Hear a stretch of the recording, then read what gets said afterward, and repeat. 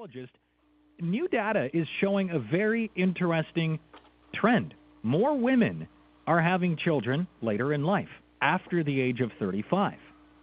Dr. Frieda Birnbaum is a research psychologist, a psychoanalyst, and author, and she herself has had children later in life, twins at the age of 60. Doctor, thank you so much for doing this. How are you? My pleasure. Thank you.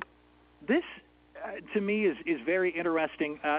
This isn't new. I mean, how new is it? Let's put it that way, this trend of women having children later in life. Well, they're having them later and later, and we just don't know about it. When I had my twins, and I wanted to start a group with women 50, 55, and over, the doctor said, no, these women will not make themselves available because nobody really knows their age. So it's around us. It's just is not, it's undercover more than ever. And hopefully one day it won't be as much. I know that in Manhattan they have different facilities where they help women to get pregnant up to the age of 55. So that's something that is not unusual.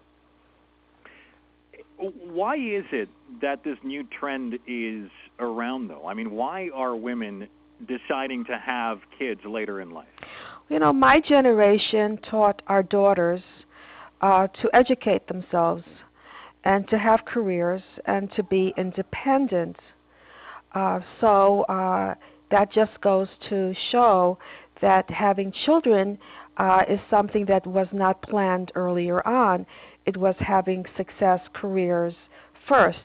So having children at the age of 35, 36, 37 is not as unusual as it used to be. People are getting married later, and it is fertility-wise fine to do so as well. So there's nothing really that's getting in the way. And of course, longevity is something that's in our favor as people are living longer. So the 35, absolutely. I mean, I think everyone realizes that's happening more often. But when we start talking about 60, 65, I mean, that trend, although it might be as well becoming more prominent, that's still fairly rare, is it not, for people to be giving birth at the age of 60, 65? Absolutely, and it's really not a trend. I myself was not going to tell my age. And I look younger than my age. Right. I look about 15 years or so younger. But then I was told, why don't you tell your age? It may give some other women inspiration to, do other things in their lives, not necessarily have kids. And so I thought about it, and I realized that women around me have been telling me their age, almost as if they're freeing themselves, and not necessarily because they were having children. So it taught me something else, that we have to redefine the way we look at age and the way society represents themselves, because it's a false premise when a woman doesn't tell her age, and then we think, 50 is old. But she may be 50, just not telling you that. So there's a stigma attached to age. So women don't like saying their age because of that stigma attached? Exactly. Older women. Mm-hmm. Older women. Mm-hmm. Where is this trend happening? In which parts of the world is this trend happening? Well, when we're talking about an area that's cosmopolitan and we're setting the pace, things usually happen in those areas where women are involved in careers, they're making headlines. I mean, look, a woman president is a woman is running for president. What am I saying? There's no woman president. Yeah, but not quite yet. Yeah, not but yet. We don't know. Running. Poor Hillary. I don't know what's going to happen to her between then and there. But we're at this place where women are really dominating more and more. Men have had children later in life, and there's never been any headlines, and women live 7 years longer as a whole in general than men. So I think it's just a matter of catching up for women in our society, what that means, that equality is across the board. with having children, with having careers, being independent, and whatever that means. So it's something that is catching on more and more. As I said, being 60, I'm not the 60 that my mother was. So that has a different connotation to what 60 is. If you saw me right now, I don't feel or look that much different than I was in my 40s, to tell you the truth. And you wouldn't even know it. And when I go to school, appearance-wise, right? But there is a difference in terms of biology. True, there's a difference. That's the most important part of it all. If there's longevity in the family, well, my parents lived into their 90s and died from accidents.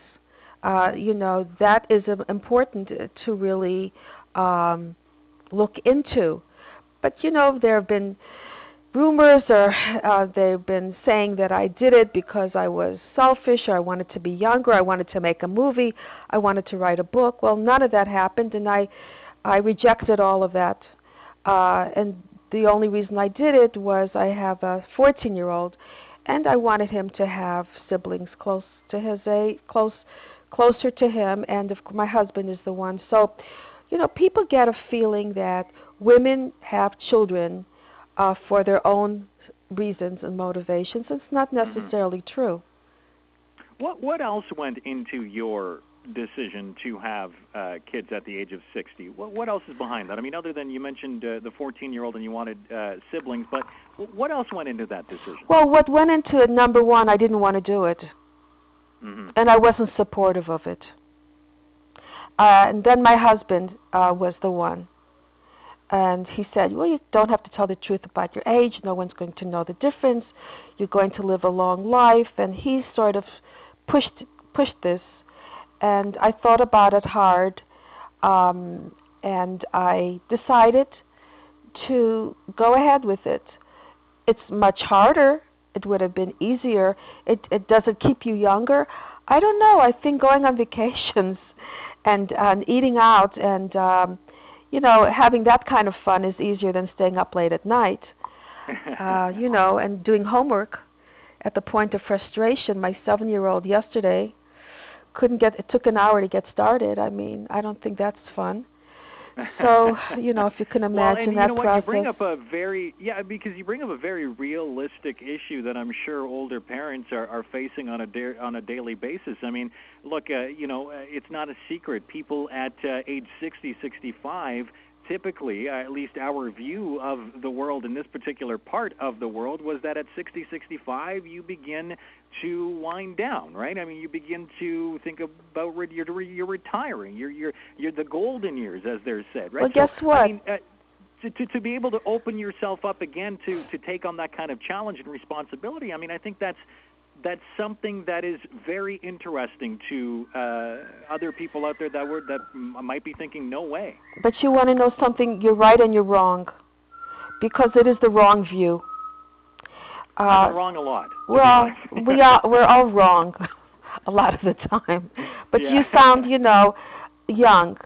And when you get older, the sad thing is women have a fear of getting older and what the implications are.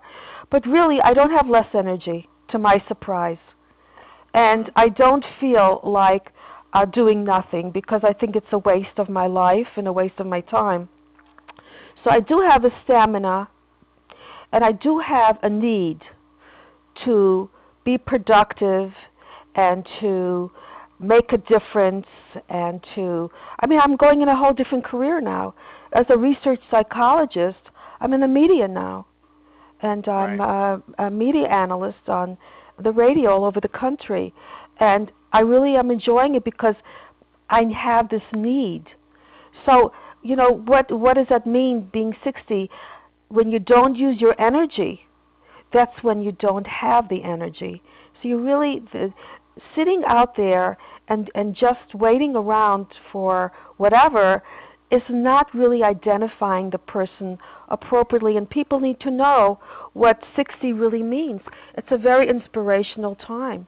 Christy Brinkley's 60? No, I'm flabbergasted when I find out the ages of people. I really am. Do you know, somebody was on television this morning singing, I forgot, it was her 60th birthday. She's 60. So we have to really realize that just doing very low-key kind of activities is not a natural thing. It's just something that's expected at certain ages. It's more of a societal thing. Yeah. Dr. Birnbaum, before I let you go, and because I do want to get to some calls, is there anything negative to having children later in life? I mean, after 35, let's say? I don't think there's anything negative. I think that having children is work at any age. And who you are as a person and what your expectations are. I know for a fact, when I was 26 and had my first child, that was much harder. I didn't know what to expect. I didn't know what it meant to stay up late at night. And I didn't know what it was like just to give all of myself to a child. Now, as you get older, giving is part of who you are, and it's a much easier process to do so. All right. Dr. Frieda Birnbaum, thank you so much for doing this. My Appreciate pleasure. your time. Okay, bye-bye.